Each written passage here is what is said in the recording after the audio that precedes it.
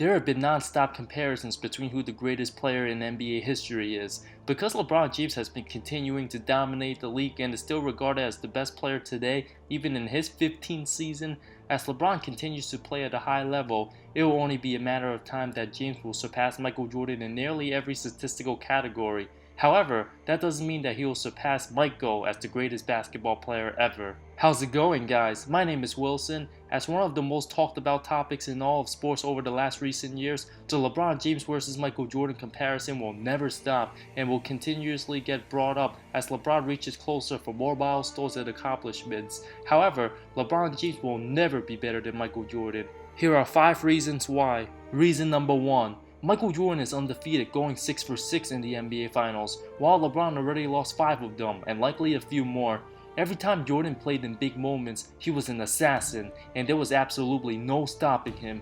Even though LeBron had some amazing performances against Golden State and San Antonio, Michael Jordan was on another level, and you knew he was never losing once he got to that stage. There have been too many instances where LeBron came up short in the biggest stages, leaving a heavy stain on his legacy. A lot of you LeBron fans are saying, well, he played better teams in the finals and Jordan had it easy, which is simply not true. James did play a 73-win Warriors team and took advantage when Draymond Green was suspended for Game 5, but Michael Jordan played amazing teams as well, like Magic Johnson's Lakers, John Stockton and Karl Malone's Jazz, Clyde Drexler's Blazers, and a 62-win Suns team led by Charles Barkley, a 64-win Sonics team led by Gary Payton and Shawn Kemp. To say none of those teams were as good as the teams LeBron's played is absolutely nonsense. Michael Jordan's path to the finals was a lot harder than any of LeBron's years, playing legitimate contenders like the Knicks, Pacers, and Magic, who may have won some titles if it wasn't for Jordan.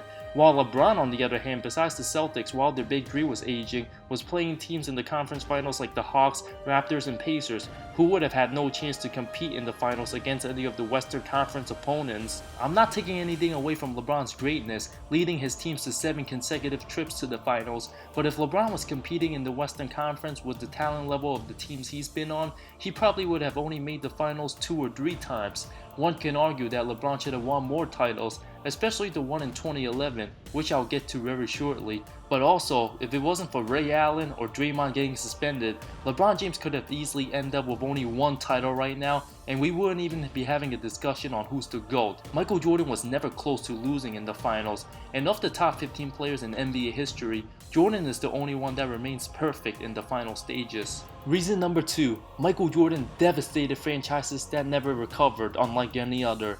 Throughout the 1990s, there were many Hall of Fame legends like Patrick Ewing, Karl Malone, John Stockton, Charles Barkley, and Reggie Miller, who all failed to win championships due to the expense of Michael Jordan's greatness. For instance, if Jordan never existed, the 90s Knicks might have been able to capture 1 or 2 championships, while the Bulls were always standing in the way of the Knicks, who can never beat them when Jordan was there.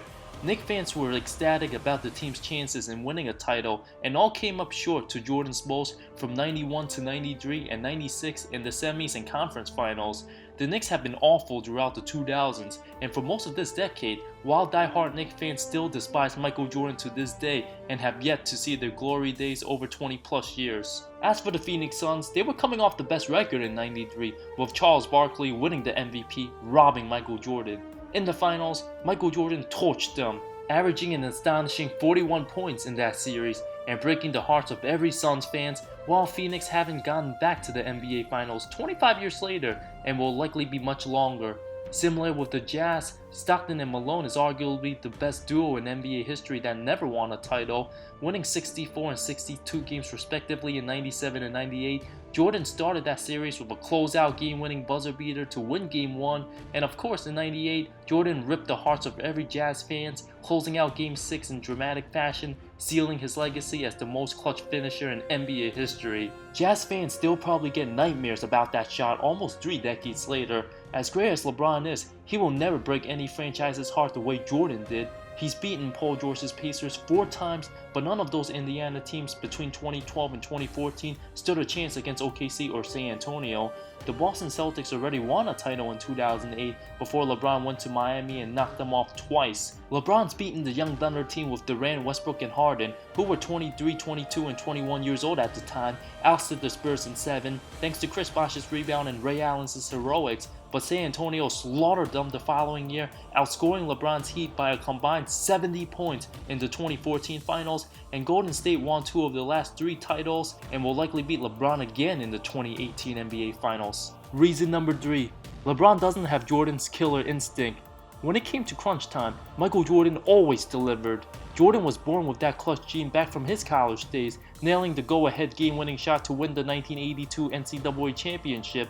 In Jordan's early career, he took Larry Bird's Celtics to the limit, scoring 63 points in triple overtime, and broke every Cavs fan's heart with the shot heard around the world. When it mattered most, Jordan performed his best under pressure and dominated the fourth quarter, mentally breaking down his opponents. Michael Jordan would always get the ball down the stretch and live to annihilate whoever was guarding him. When have you seen Scottie Pippen take the last shot when he was with Michael Jordan? In respect, LeBron James is as good as any regular season player we have ever seen, and of course hit plenty of game-winning shots throughout his career. After he left Cleveland for Miami, LeBron simply did not have the clutch gene that year, missing many potential game-winning shots in the regular season, and was even labeled as a choke artist after the 2011 NBA Finals. In no point in Michael Jordan's career has he been called a choke, not even to the slightest amount. Too many times in the final minute, LeBron becomes passive, missing many clutch free throws at the end, settle for contested jumpers instead of taking it to the rack, and many times relied too heavily on his teammates for last-second shots. In Game 6 of the 2013 NBA Finals, people forget that James had 2 ill-advised turnovers in the final minute in the brink of elimination, and also missed 2 clutch threes before Ray Allen saved his legacy with the most clutch shot in NBA history. LeBron's legacy would have been tarnished if Chris Bosh didn't get that rebound. Michael Jordan never got outplayed in the clutch and never got to a Game 7 in the finals because he would always close it out and there was no stopping him. If you had one game for all the marbles, I'm taking Michael Jordan over LeBron James 24/7, 365, no question about that. Reason number 4. Jordan never switched teams.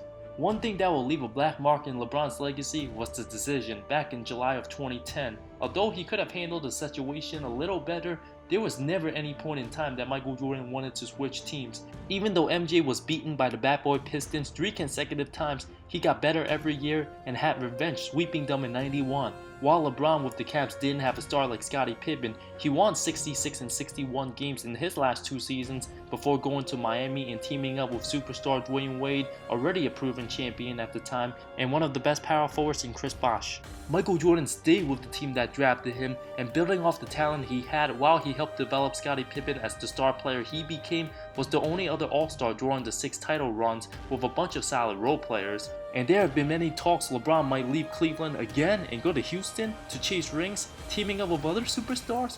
It's like saying Michael Jordan after '98 teaming up with the Lakers with Kobe and Shaq to win 10 championships. We all know Michael Jordan would never do that. Reason number 5. Michael Jordan is a more superior defender than LeBron James. Michael Jordan is arguably the best lockdown defender we have ever seen. He would psychologically, mentally break down his opponents with his toughness. Players were scared of Michael Jordan, including some of his teammates. While LeBron is the bigger man, his demeanor is not as intimidating. Although LeBron is also one of the best defensive players in recent times, very good at not committing fouls, being able to guard multiple positions, and is a master at the chase down block, MJ averaged just as many blocks for his career.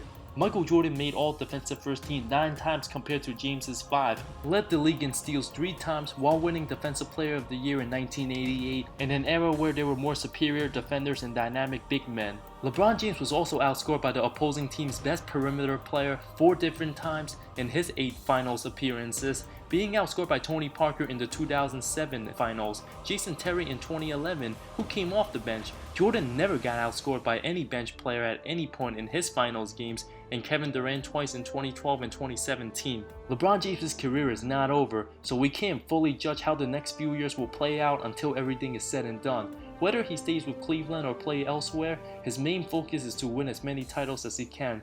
Based on his longevity and durability, sure, LeBron will have the better total stats and play a few hundred more games than Jordan has. Clearly, Michael Jordan has done more in less time, and I don't see Michael Jordan getting surpassed by anyone unless they post similar numbers, totally dominate their era head and shoulders over everybody while going 7 for 7 or 8 for 8 in the finals. Otherwise, there might never be anyone better than Michael Jordan. Thank you so much for watching this video. I know there will be many arguments and some disagreements, especially for the angry LeBron fans out there who will come at me. Feel free to express your thoughts on why you think LeBron is better, and for the Jordan fans, where do you rank LeBron all time? Is he done winning championships? Let me know in the comments below. See you next time.